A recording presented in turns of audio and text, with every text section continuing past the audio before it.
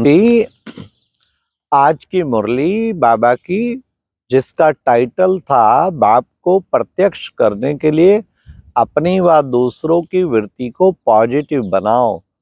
आज की मुरली इतनी अच्छी थी, इतनी अच्छी थी, इसको अलग एक फाइल बना लेना चाहिए जिस मुरली में संपूर्ण बनने का पूरा बाबा ने तरीका बताया हो। तो इसको बार बार पढ़ना चाहिए। बाबा ने आज संगठन में रहने वालों के लिए भी बहुत अच्छी इसमें शिक्षाएं दी हैं। तो आज की मुरली सबसे पहले बाबा ने कहा, आज बाप दादा, आज विश्व कल्याणकारी बाप चारों ओर के बच्चों को देख हर्षित हो रहे हैं। तो बच्चों में क्या देखा? सभी बच्चों के अंदर एक ही लक्ष्य है, एक ही उमंग है। वो क्या? कि हम सबको बाप समान बनना ही है। लक्ष्य तो बहुत ऊंचा है, उमंग भी है, लेकिन लक्ष्य के साथ साथ लक्षण सब में नंबरवार हैं। फिर बाबा ने कहा, बाबा ने सर्विस के स्टेज पर जो बच्चे हैं ना, उनको देखा, उनके अंदर क्या संकल्प है? उनके अंदर संकल्प है कि अभी अभी बाप को प्रत्यक्ष कर देवे, बाप प्रत्यक्ष हो जाए। तो बाप प्रत्यक्ष हो जाए, ये उनके अंदर दृढ़ संकल्प कि बाप, आखिर संकल्प भी है और प्रश्न भी, बाप कब प्रत्यक्ष होगा। तो बाबा ने कहा कि बच्चे, बाबा ऐसे बच्चों को कहते हैं, बच्चे बाप से पूछते बाप की कब प्रत्यक्षता होगी। बाबा बच्चों से पूछते कि आपने अपने को संपूर्ण और संपन्न स्टेज, अपनी संपूर्ण स्टेज में स्थित होकर अपने आप को प्रत्यक्ष किया है। बातों बच्चे बाप की पूछते, बाप बच्चों की पूछते, प्रत्यक्ष किया है।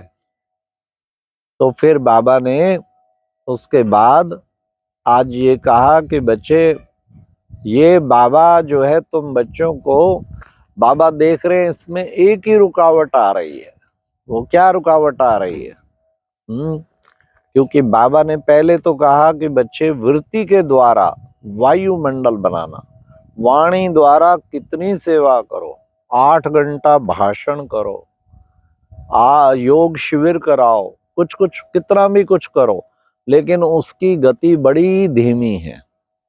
तो बाप दादा चाहते हैं वृत्ति द्वारा वायुमंडल को परिवर्तन करना।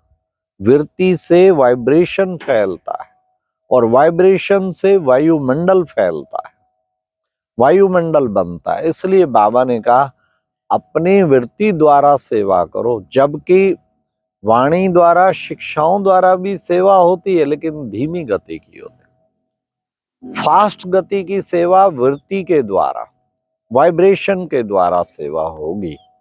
वृत्ति द्वारा दृष्टि और फिर सृष्टि को भी परिवर्तन कर सकते हैं।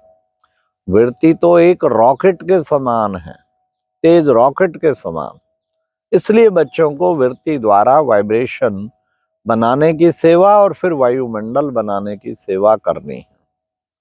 फिर बाबा ने कहा कि बाबा ने बच्चों को देखा कि कितना जो है श्रेष्ठ वृत्ति का असर पड़ता है, वायुमंडल का असर पड़ता है। तो बाबा ने कहा कि बच्चे, ऐसी वृत्ति और वायुमंडल को बनाने वाले बाबा ने क्या देखा? एक ही बाधा देखी, रुकावट देखी। क्या किसी किसी के लिए नेगेटिव वृत्ति में नेगेटिव धारणा कर लेते हैं, नेगेटिव वाइब्रेशन रखते हैं कि ये तो ऐसा ही है, ये तो बदलने वाला नहीं है। तो बाबा ने कहा कि जज बाबा है या आप है? किसी को जजमेंट दे देना ये बदलने वाला नहीं है, तो बाबा जज है ना। इसलिए बाबा ने कहा अगर चाहते हो ना सारे विश्व की सेवा हो और जल्दी बाप प्रत्यक्षता हो, तो बाप समान बीती को बिंदी लगा के बाप समान रहम के सिंधु, क्षमा के सिंधु बन जाओ। बाबा ने कहा अच्छा मान लो वो खराब है, सबको दुख देता है, सबको परेशान करता है, सबके प्रति ऐसा है, तो क्या ऐसी वृत्ति रखना बाबा ने अलाउड किया है? ऐसी किसी के लिए वृत्ति अपने अंदर रखने की छुट्टी दी है बाबा ने? छुट्टी दी है? नहीं छुट्टी दी है ना। ब्रह्मा बाबा को क्या देखा? ब्रह्मा बाबा कैसी भी आत्माओं, क्या बाबा ने ऐसी वृत्ति रखी? सदा रहम भाव, सदा रहम की वृत्ति, कृपा की वृत्ति, श्रेष्ठ वृत्ति रही। तो ब्रह्मा बाप समान, इसलिए बच्चे ऐसे श्रेष्ठ वृत्ति के द्वारा वायुमंडल बनाओ। वायुमंडल की छाप जो है ना, बाबा ने कहा पक्की छाप है। मधुबन में किस चीज का असर पड़ता है? बाबा ने कहा वायुमंडल का ही तो पड़ता है।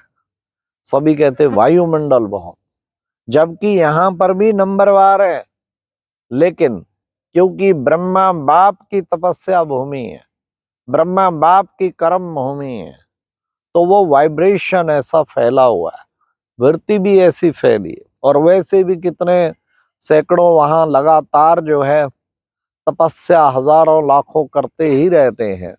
20-20 हजार लोग, 30-30 हजार लोग तपस्या कर रहे हैं, तो वाइब्रेशन क्या बन जाएगा मधुबन का? तो वाइब्रेशन वेरी पावरफुल है ना। बाबा ने कहा कि बच्चे ये बाबा चाहते हैं। अच्छा, तुम उसके खराबी के जिम्मेवार हो क्या? वो ऐसा है वैसा है, नहीं बदल सकता, तुम उसके जिम्मेवार हो क्या?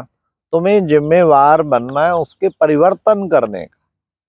बाबा ने कहा जब प्रकृति को परिवर्तन कर सकते हैं तो ये तो आत्माएं है ना, आत्माओं को परिवर्तन करना क्या बड़ी बात है। इसलिए बाबा ने कहा अब ये वृत्ति अपनी श्रेष्ठ बनाओ, अपने प्रति भी वृत्ति पॉजिटिव और दूसरों के प्रति भी वृत्ति पॉजिटिव होगी, तब वायुमंडल परिवर्तन होगा, तब बाबा की प्रत्यक्षता होगी। फिर बाबा ने कहा कि आज विंग आए थे, स्पार्क विंग आया, ट्रांसपोर्ट विंग आया, इंजीनियर विंग, 3 विंग आए। बाबा ने कहा विंग की इन्वेंशन भी बड़ी अच्छी है। जो स्पार्क विंग वाले भी इन्वेंशन करते हैं ना, प्रैक्टिकल 15 दिन करके देखो। बाबा ने कहा यही चार्ट चेक करना, मैं चेक करूंगा कितना वृत्ति में पॉजिटिव रहम भाव क्षमा भाव कितना रहा। तो बाबा ने कहा प्रैक्टिकल करना। ट्रांसपोर्ट विंग वाले क्या करेंगे? यात्रा कराएंगे। कौन सी यात्रा कराएंगे?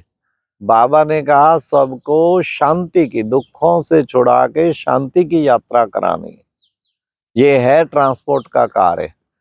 बाकी विंग की इन्वेंशन अच्छी है, इससे बहुत अच्छी सेवा हो रही है। फिर बाबा ने इंजीनियर विंग के लिए भी कहा, इंजीनियर विंग के लिए कहा इंजीनियर्स प्लान बनाते हैं ना, तो नई दुनिया लाने का प्लान बनाया है, नई दुनिया लाने का प्लान बना। फिर बाबा ने कहा कि ये बाबा की बहुत समय की आशा है, क्या हर विंग वाला 5-5 जो बहुत सहयोगी बने हो और बाबा के कार्य में सहयोगी हो, ऐसे हर विंग वाले 5-5 तो स्टेज पे आने चाहिए। तो किसी ने कहा बाप दादा मिलन में, अगर वो ऐसे योग्य हैं, दादियों से पास करा के मिलन में भी ला सकते हैं। तो ये बाबा ने कहा। और आज का फिर वरदान था मुरली का।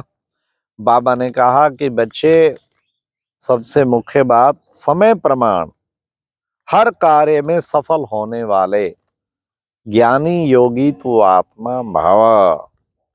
हर कार्य में सफलता प्राप्त करनी है तो ज्ञान और योग, नॉलेजफुल बाबा ने कहा धोखा नहीं खा सकता कभी।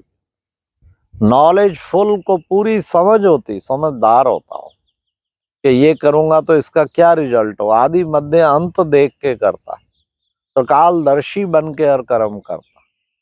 और योगी आत्मा ये नहीं कह सकता कि क्या करूं ये हो गया, क्या करूं ये हो गया।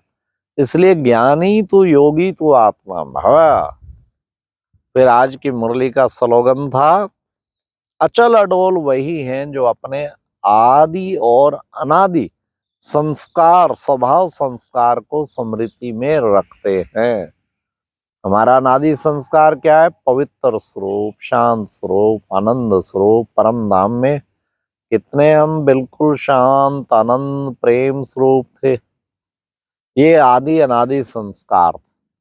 तो इसको वृत्ति में रख, स्मृति में रख कर चलना, ये है बाबा ने कहा सबसे बड़ा कार्य कि अचल अडोल स्थिति उससे बन जाएगी। अच्छा, ओम शांति। ये थी आज की मुरली से दिल में छपने वाली गहराई की बातें। ओम शांति।